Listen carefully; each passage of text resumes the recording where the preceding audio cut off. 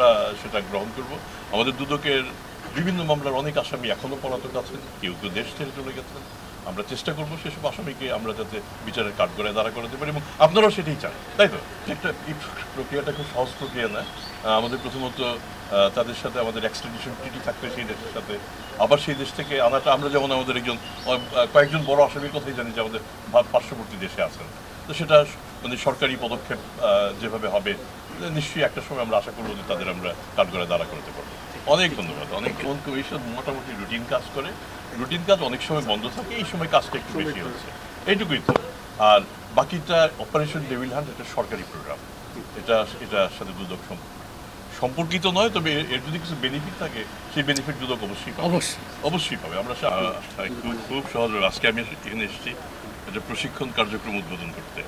এই প্রশিক্ষণটা ছিল মূলত সরকারি যে ক্রয়, এই ক্রয়টার মধ্যে বিভিন্ন সময় আমরা যদি হিসেব করে দেখি যে আমরা যেসব বড় বড় দুর্নীতির কথা বলি, এই দুর্নীতিগুলির একটা বড় উৎস হচ্ছে প্রকিউরমেন্ট, ক্রয়। তা আমরা যদি ক্রয় পদ্ধতিটা সম্পর্কে সচেতন থাকি, বাজার মূল্য সম্পর্কে সচেতন থাকি, আমরা যে জিনিসটা ক্রয় করছি সেটা আমাদের দরকার কিনা সে ব্যাপারে সচেতন থাকি, তাহলে এই ব্যাপারে দুর্নীতি অনেকাংশে লাঘব করা সম্ভব। আমার মনে হয় কতগুলি দুর্নীতির ব্যাপারে আপনারা সবাই অবহিত। যেমন ধরেন, আমি মেডিকেল সেক্টরের কয়েকটা দুর্নীতির কথা বলি। মাত্র কিছুকাল আগেও মানে ঠিকাদার ঠিক করতো কী কী জিনিস কিনতে হবে, মেডিকেল ইকুইপমেন্ট, হাসপাতালে যেত, বাধ্য করতো যেগুলি সই করেন, তো সেগুলি সই হয়ে ঢাকায় আসতো, সে মালামাল হাসপাতালে সাপ্লাই হতো, এবং অধিকাংশ মালামাল এখন আপনার অপারেশনই করা যাচ্ছে না, এমন জিনিসও সাপ্লাই হয় যে জিনিসটার শেলফ লাইফ শেষ হয়ে গেছে।